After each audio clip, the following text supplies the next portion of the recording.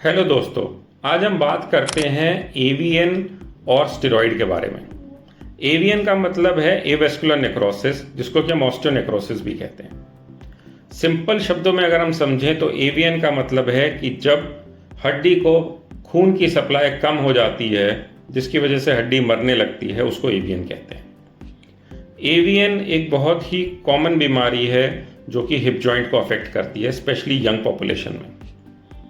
आज हम बात करते हैं कि क्या स्टेरॉइड लेने वालों को एवीएन के चांसेस बढ़ते हैं। इसका जवाब है हाँ। अगर हम हाई डोज में स्टेरॉइड ले रहे हैं या लंबे समय तक स्टेरॉइड ले रहे हैं तो चांसेस एवीएन के बढ़ जाते हैं। बेसिकली क्या होता है, जब भी कोई स्टेरॉइड लेता है लंबे टाइम के लिए या हाई डोजेस में, तो वो जो छोटी ब्लड वेसल्स होती हैं बोन सेल्स की, उनको डैमेज करता है, जिसकी वजह से एवीएन के चांसेस बढ़ जाते हैं। जब एवीएन हो जाता है तो अगर हम हिप की बात करें तो चलने में दिक्कत होती है, हिप को रोटेट करने में मुश्किल होती है, सीढ़ी चढ़ने में दिक्कत होती है, पलोथी लगा के बैठने में दिक्कत होती है, या अगर हमें कोई स्पेशल एक्टिविटी करनी है जिसमें कि हिप का मूवमेंट चाहिए, उसमें दिक्कत होती है।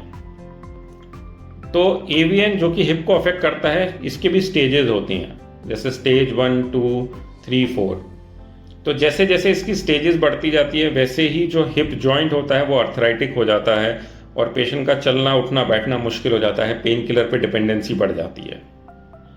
एक जो अलार्मिंग चीज़ आजकल सामने आ रही है वो ये भी कि यंग लोगों में एवीएन काफ़ी हो रहा है। उसका एक कारण ये भी बताया जा रहा है कि जो लोग जिम जाते हैं और मसल्स बनाने के लिए स्टेरॉइड का यूज़ करने लगते हैं, उससे भी एवीएन के चांसेस बढ़ रहे हैं। खास तौर से ये देखा जा रहा है 20 साल से 35 साल के लोगों के बीच में।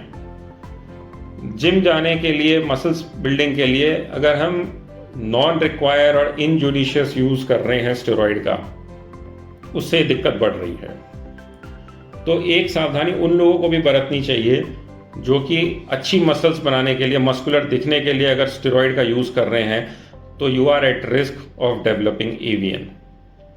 एवीएन एक बार शुरू हो जाता है तो उसको रिवर्स करना बड़ा मुश्किल है।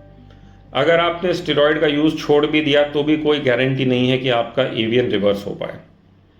तो आपको ध्यान ये ज़रूर रखना है कि स्टेरॉइड आपको अगर कोई रजिस्टर्ड मेडिकल प्रैक्टिशनर दे रहा है किसी कारण से, तो जितने टाइम के लिए वो दे रहे हैं, जितनी डोज में दे रहे हैं, आप उतना ही लीजिए, उससे ज़्यादा नहीं। अगर आप खुद से लेने लगेंगे या किसी के कहने पे जिम सप्लीमेंट्स या कुछ इस तरह का सप्लीमेंट ले रहे हैं जिसमें कि स्टेरॉइड है, तो आप खुद को डैमेज कर सकते हैं और आपके एवीएन के चांसेस बढ़ जाते हैं। Thank you.